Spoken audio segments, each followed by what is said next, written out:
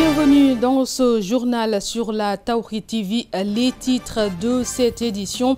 Après l'audition de l'accusatrice du leader de PASTEF, Adji Bissar, de la propriétaire du salon Sud Beauté et d'Ousmane Sonko, entre autres, quelle suite pour ce dossier de viol juridiquement parlant?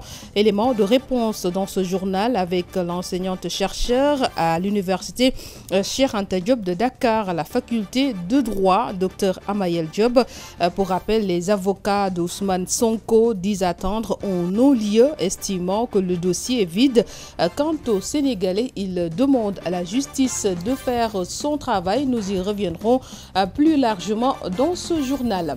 Et puis l'Afrique absente lors de la révolution industrielle. L'Afrique veut se rattraper avec une contribution assez conséquente à la conception de l'intelligence artificielle. 2 jours durant, des chercheurs universitaires mais également innovateurs du continent africain et de sa diaspora ont présenté les derniers résultats de recherche. C'était lors d'une conférence conjointe de l'Académie nationale des sciences et techniques du Sénégal et du groupe pana-africain dans le domaine de l'informatique et de l'ingénierie.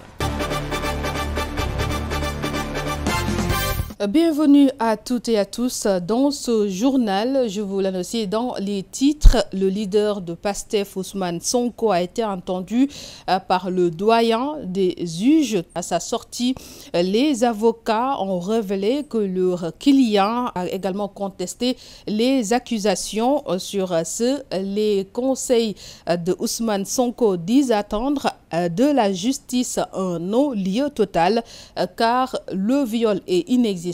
Je propose d'écouter l'un de ses avocats, Maître Bamba Sissé. Monsieur Ousmane Sonko a été entendu pendant au moins 3 tours d'horloge. Il a répondu à toutes les questions qui lui ont été posées par le doyen des juges.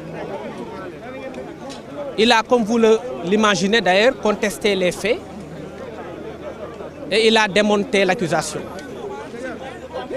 Il a fourni toutes les preuves de son innocence. Et cette audition était une audition classique. C'est tout à fait normal dans le cadre d'une procédure pénale qu'une personne soit entendue au fond après qu'il aura été entendu dans le cadre de la première comparution. Donc ça s'est très bien passé. Il a démonté l'accusation et il a fini d'admettre toutes les preuves, de les porter à l'attention du juge d'instruction, que cette accusation ne repose sur absolument rien du tout. Il a donc contesté les faits. Et maintenant, nous allons continuer la procédure judiciaire qui n'en est pas encore à son terme.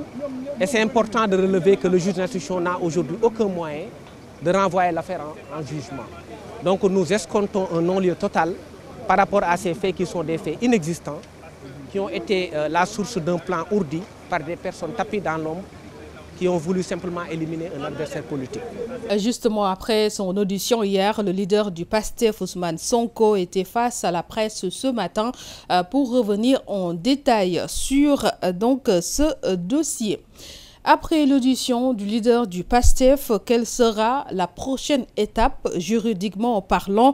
Dr Amayel Diop, enseignante-chercheur à l'université Cheikh Anta Diop de Dakar, à la faculté de droit, estime que seul un procès pourrait élucider l'affaire avant d'ajouter que cela n'impacterait en rien la carrière politique de Ousmane Sonko. Je propose de l'écouter. Je pense, après avoir observer un tout petit peu ce qui se passe au niveau donc de la scène politique et particulièrement le cas d'Ousmane Sonko, je pense qu'on va aller vers un procès parce que quand même ça n'aurait pas de sens d'avoir vraiment pris tout ce temps-là, même si on sait que le temps de la justice peut-être n'est pas le temps des hommes.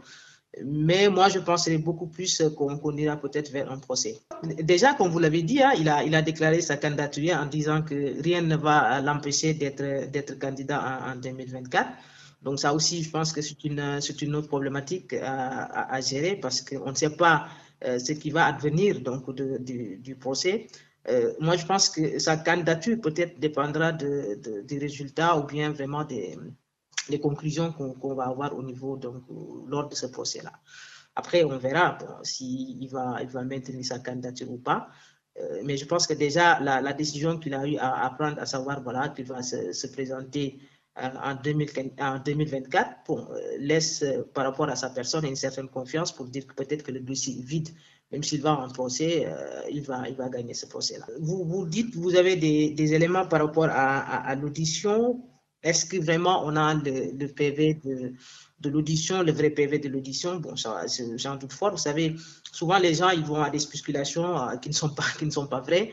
Qu'est-ce qui sont dit à l'intérieur donc du bureau du doyen des juges? Bon, je ne sais pas si, à part les avocats, à part Ousmane Sonko ou le juge qui était présent, si peut-être on ne sait pas.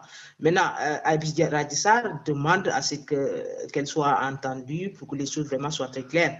L'autre partie également apparaît, donc moi je pense que seul peut-être un procès pourra nous élucider sur ce qui s'est réellement passé. Toujours concernant ce dossier de viol entre donc Adji Sarr et Ousmane Sonko, les Sénégalais magnifient son appel au calme et également à l'apaisement, mais demandent toutefois à la justice de faire son travail correctement. Suivons le reportage de Ndeye Fatouka Diallo et Youssoufa Diédhiou. Il a bien fait au fait d'avoir répondu à l'appel, puisque c'est un citoyen comme tout Sénégalais. Tout Sénégalais qui est appelé par la justice doit y répondre. Et aussi, il a également appelé au calme. Et par rapport aux autres événements qui se passaient, j'ai vu que hier, franchement, les jeunes ont répondu au fait à cet appel au calme d'Ousmane Sonko. Qu'on doit juste laisser la justice faire son travail. Et puis après, on verra avec le cours du temps, Inch'Allah. Le pays a besoin de calme et de sérénité. Alors, dans sa conférence de presse d'avant-hier, il faut voir que Ousmane Sonko a appelé les jeunes au calme et à la sérénité. Et c'est un geste que nous avons beaucoup magnifié, car il est allé au tribunal sans tambour ni trompette. Nous avons vraiment apprécié ce geste. Il faut juste laisser donc la justice faire son travail et que vraiment l'État essaie également d'être neutre. Bon, vous savez, le Sénégal est un pays de paix et de tranquillité. Et l'appel de Ousmane Sonko au calme est une chose vraiment très importante que nous magnifions beaucoup. Et il faut dire également que nous sommes très reconnaissants pour ce geste. Ce qui reste à faire maintenant, c'est que l'État doit être neutre comme tout le monde le prétend et que véritablement la justice, qu'on laisse la justice faire son travail. Et puis, je vous le disais également en titre, l'Afrique n'avait pas participé à la révolution industrielle. C'est pourquoi des chercheurs, des universitaires, entre autres, comptent participer à la révolution de l'intelligence artificielle afin de combler le gap également entre l'insuffisance d'experts, entre autres, pour répondre aux besoins du continent dans plusieurs domaines comme la médecine, mais également l'agriculture. Maintenant, on est au début d'une naissance d'une autre révolution.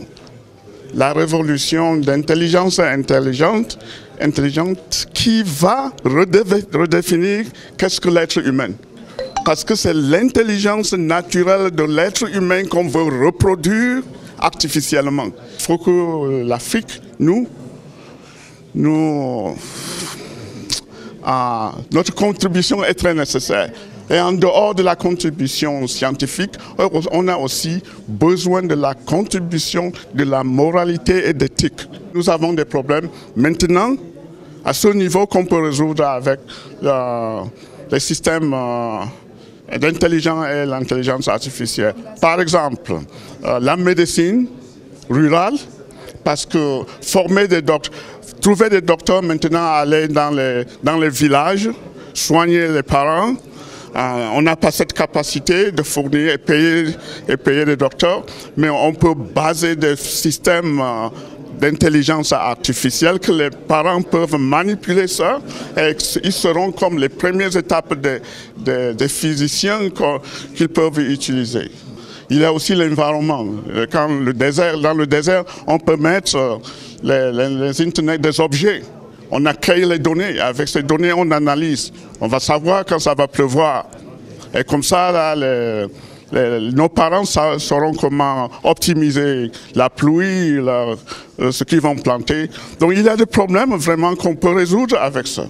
Et aussi manque d'expertise.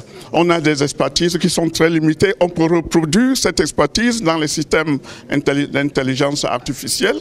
Et avec ça, on peut éliminer le gap qui existe entre les experts que nous n'avons pas et les problèmes que nous avons, qu'on a à résoudre maintenant. C'est tout pour cette édition. Merci de nous avoir suivis. Rendez-vous dans un autre rétroflash sur la Tawhid TV, la chaîne de l'espoir.